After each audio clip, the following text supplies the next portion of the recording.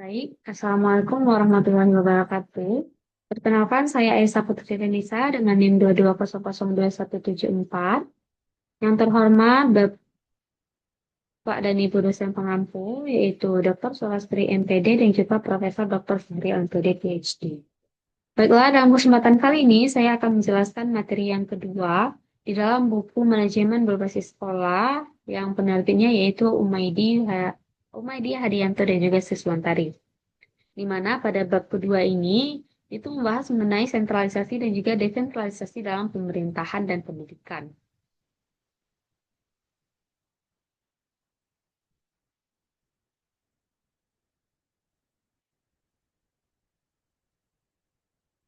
Baik, eh, pada sentralisasi dan juga desentralisasi di dalam pemerintahan dan juga pendidikan ini,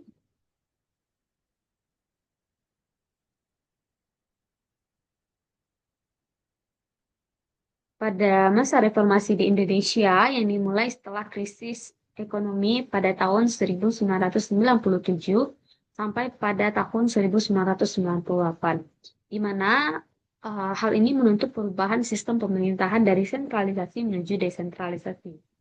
Dan juga desentralisasi ini bertujuan untuk mengurangi kekuasaan terpusat dan juga memperkuat peran daerah serta masyarakat dalam pengambilan keputusan. Kebijakan ini diatur dalam berbagai undang-undang dan juga peraturan yang mengatur kewenangan pemerintah pusat dan juga daerah. Dalam konteks pendidikan, desentralisasi ini diharapkan dapat meningkatkan kualitas dan juga pemerataan layanan pendidikan melalui pemberdayaan sekolah dan juga masyarakat. Konsep dari manajemen berbasis sekolah atau MBS ini menjadi salah satu implementasi dari desentralisasi di bidang pendidikan.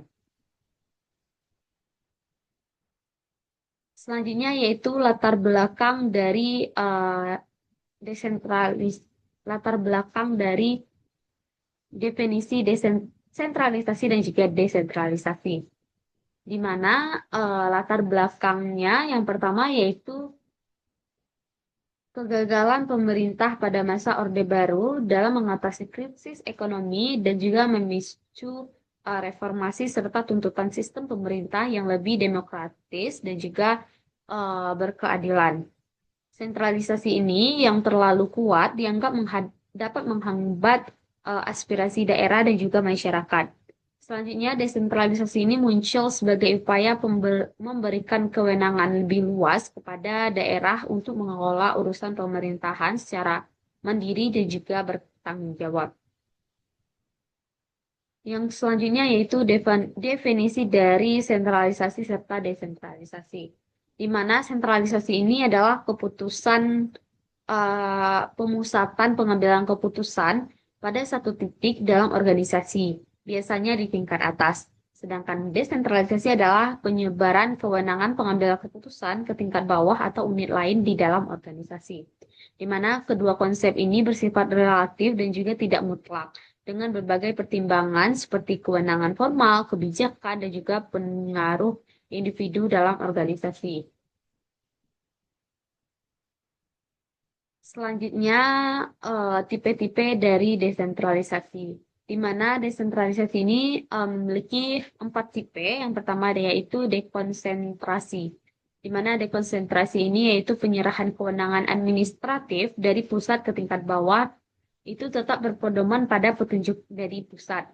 Yang kedua yaitu delegasi, di mana penyerahan tanggung jawab manajerial untuk fungsi khusus dengan kewenangan yang dapat dicabut kembali. Yang ketiga yaitu devolusi, di mana pembentukan unit mandiri yang otonom secara hukum dan juga keuangan dengan kontrol pusat secara tidak langsung. Dan yang keempat yaitu privatisasi, di mana penyerahan kewenangan penuh kepada pihak swasta atau lembaga non-pemerintah. Selanjutnya yaitu kelebihan dan juga kekurangan dari sentralisasi.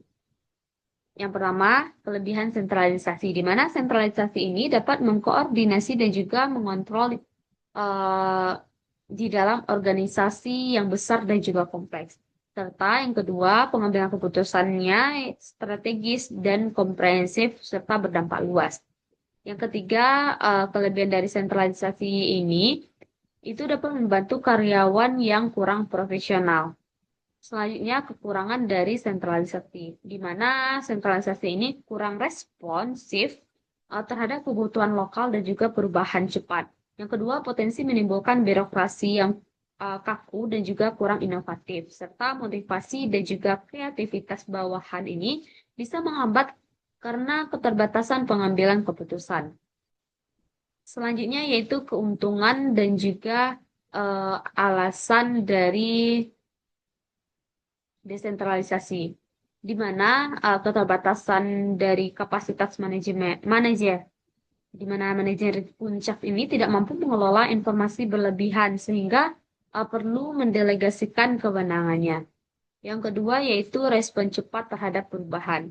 Desentralisasi ini memungkinkan pengambilan keputusan lebih dekat dengan pelaksana sehingga lebih cepat dan juga lebih tepat, serta motivasi dan juga komitmen, di mana keterlibatan bawahan dalam mengambil keputusan ini dapat meningkatkan motivasi serta kreativitas dan juga produktivitas.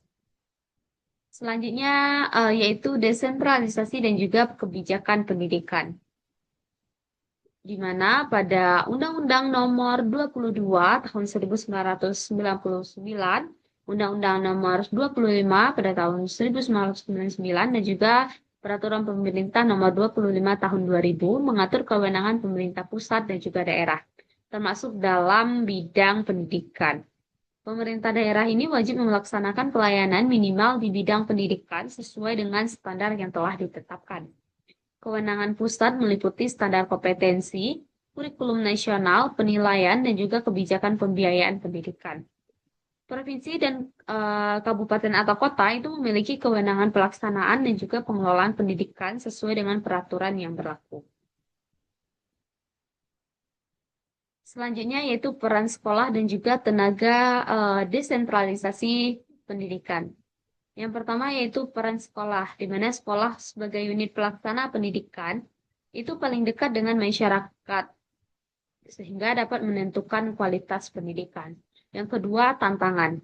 Tergantung pada aturan formal dan juga kurangnya otonomi dapat menghambat kemandirian dan juga kreativitas sekolah. Serta yang ketiga yaitu respon terhadap aspirasi, di mana perlu pengakomodasian aspirasi masyarakat dan nilai budaya lokal agar pendidikan ini relevan dan juga demokratis.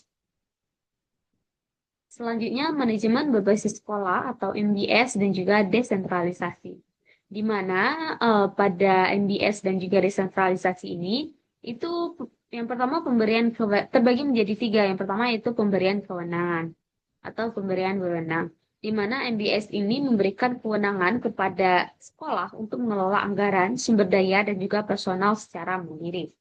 Yang kedua yaitu keterlibatan dari stakeholder, di mana kepala sekolah, guru, orang tua, dan juga masyarakat itu berperan aktif dalam pengambilan keputusan di pendidikan. Dan yang terakhir yaitu efektivitas dan juga efisiensi, di mana desentralisasi ini melalui MBS itu dapat meningkatkan komitmen dan juga kinerja pendidikan secara keseluruhan. Baik, mungkin sekian yang dapat saya jelaskan mengenai materi kedua. Semoga apa yang saya jelaskan dapat bermanfaat bagi pendengar. Saya akhiri dengan Assalamualaikum warahmatullahi wabarakatuh.